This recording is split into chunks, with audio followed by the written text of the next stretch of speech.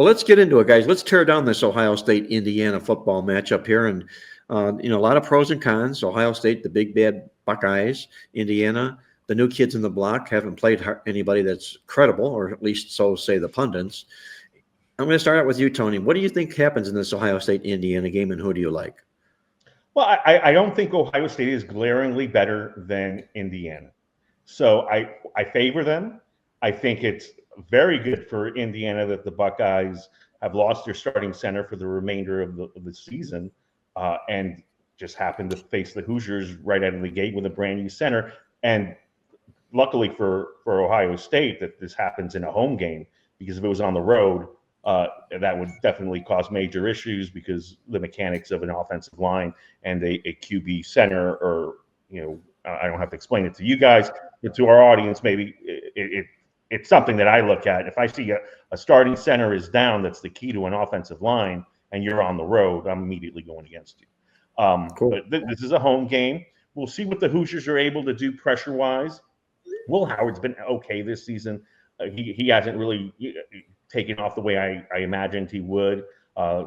Certainly, this is the skill position-wise the best team Indiana has faced by far.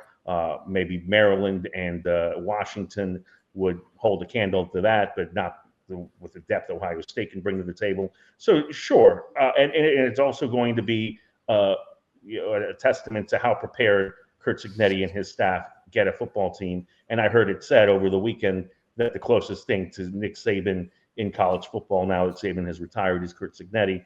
And results-wise, I would argue with that. But again, do it on the big stage, do it in this game.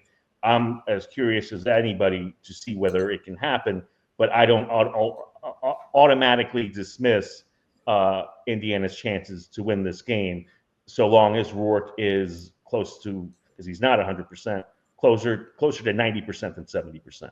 So I think Indiana does have depth in the backfield. You get a well-placed turnover in the red zone or to create a short field situation, and all of a sudden you've got 7 points to work with that you wouldn't ordinarily have, and it becomes a football game. And I certainly am with Greg that, like I said before, Oregon and Boise State way back when, I said if Boise State is in this football game, there's your group of 5 representative in the CFP. Haven't been proven wrong there, and I think if Indiana can just hang around here and it's a 7-point game with 5 minutes to go, it's going to go a long way in terms of national rep. Well, Andy, your take on this game, and before we get there, I got to ask you guys a question. Bring me up to speed here. Is it mandatory that the committee chooses a group of 5 team to make the college football playoff, or do they have to be in their top 12 ranking? I believe they've committed one of the 12 spots to a non-Power 4 conference team. The question is other going to than be, how about Notre Dame? How about this one? What happens if Army beats Notre Dame and Boise State has been everybody's cinch darling? Definitely, they almost beat Oregon. They're going to be the group of 5 team. And what if Army wins the game? Two what words. Do you think is going to be next Tulane. week? Tulane. Watch out for Tulane. Well, yeah, but Tulane, unfortunately, we all love Tulane. The problem is that unfortunately, I don't think they're going to be able to catch those teams. So, what do you think? No, I thought you were going to suggest that Army is ahead of Boise State, or they're still behind Boise State. Well, by that rationale, you're saying that Army beats Notre Dame and Army beats Tulane. What's that? Right. Well, then, yeah, Boise State is in a world of trouble. Okay. Yeah. But what do you think? Do you think that they'll put Army ahead of Boise if they win? Oh, absolutely. If Army beats Notre Dame and Army beats Tulane, I think strength of schedule wise, they hop Boise. Okay.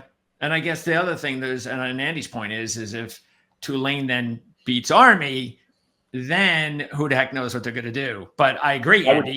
I hope if it's Tulane, it's Tulane. And they could have a rematch in the championship game, Army and Tulane. No, that is the game. They don't play each other. It would be the championship game. I thought it's a regular season finale for Tulane. No. I thought no. Okay.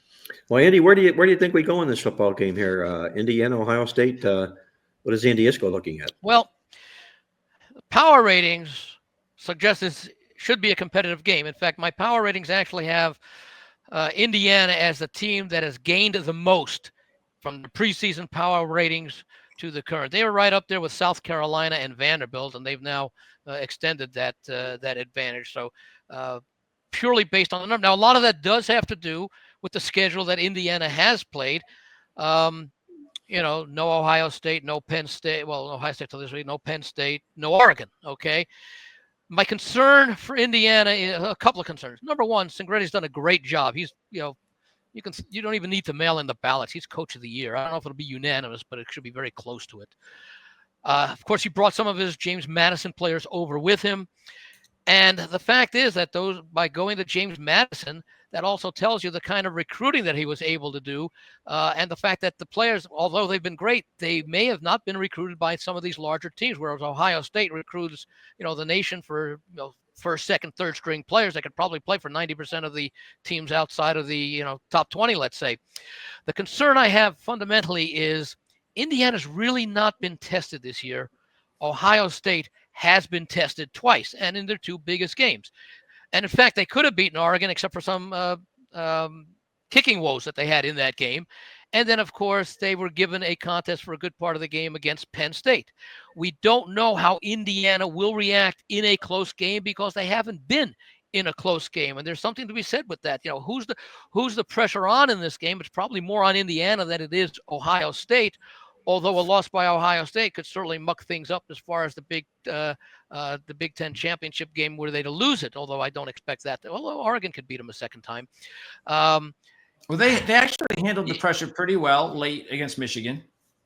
I mean, they were in a game they should not have been in. Let's remember, this is a Michigan team that's not a Michigan team. They lost an awful lot. They felt pressure. So they handled the pressure. Yeah, I'll give them credit for that, sure. I'm just concerned about the athletes on Ohio State being able to wear down, especially at home, Indiana in the second half. Now, maybe I lean somewhat to, I'm not going to say it's equivalent to Notre Dame against Navy.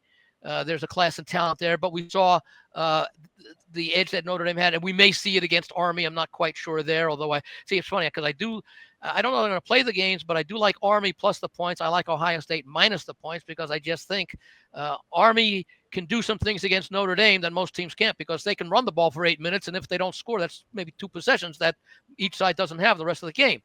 I'm just wondering if Ohio State won't wear down Indiana. I think for college football, it'd be great to see Indiana maybe even upset Ohio State. I'm just not sure it's going to happen. I can't play that game because I want to play Indiana.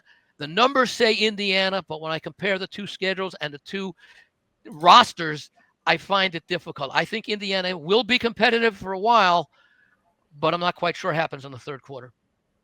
Greg, what do you see happening here, Greg, in this football game? Yeah, I can actually see exactly what Andy's saying. It makes a lot of sense. But I think a couple of advantages that'll help Indiana is that we heard, of course, this week that Ohio State center's out for the year. They lost their left tackle for the year about a month ago. So they have two of their best linemen not playing in this game. And again, this is not the Ohio State from 2, 3, 4 years ago because you just can't replenish the roster. Those guys are on other teams. You try to, but the backups are better than other backups. I give them that, but they're not superstars. So there'll be a drop a little bit. That should help Indiana there. I also think it's going to be helpful. I really believe Indiana might be better off on the road because there's no pressure on them now. None at all. Even though they're undefeated, everybody's expecting them to lose. The line's gone up. Indiana, come on, they haven't been, they're 0 for the last 29 against Ohio State. So come on, nobody's expecting this. There are some people like Andy agree. All right, maybe Indiana, give them a chance. They're playing great. They can do it. But I'm just going to stick with this all year until I'm proven wrong by the end of the season. I think you could put 15, 20 of these teams in a hat, throw it up, and I think anybody can beat anybody. I think that's kind of the season it is.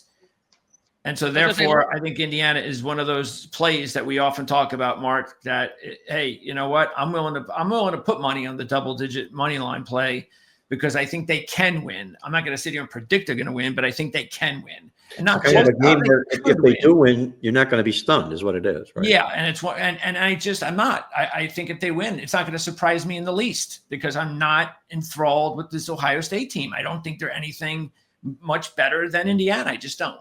Let me ask you this question, and maybe you or Tony, you both alluded to it, and it's an important point. The two offensive linemen who are out for the year, and I don't know if you're able to track this. How much considering Ohio State was in a lot of one-sided games where they often empty the bench, how much playing time did both of the individuals who will be playing those positions this week seen throughout the season? Yeah, I would imagine that Ohio State center has seen action. I mean, I don't know. You have to look into that, right before the kickoff. But I would assume that the tackle's been playing for the last month because that switch has been made. But as far as the center, I'm sure he has seen action. So they've got to be comfortable with this. My take, though, and I'm in agreement with Greg, this is not an Ohio State super team. I just don't believe that there is a super team like a Georgia that went unbeaten for years on end this season in college football. Ohio State has already lost to Oregon. Iowa isn't what Iowa used to be defensively. Ohio State's beat them. Ohio State has beat Penn State. Those are the three teams on Ohio State's schedule. You can say, wow, they've stood head to toe with heavyweights. And Indiana, quote unquote, has Michigan. That Michigan defense did get some players back. They were without their star corner, but that's a top 15 talent-wise college football defense that Indiana beat.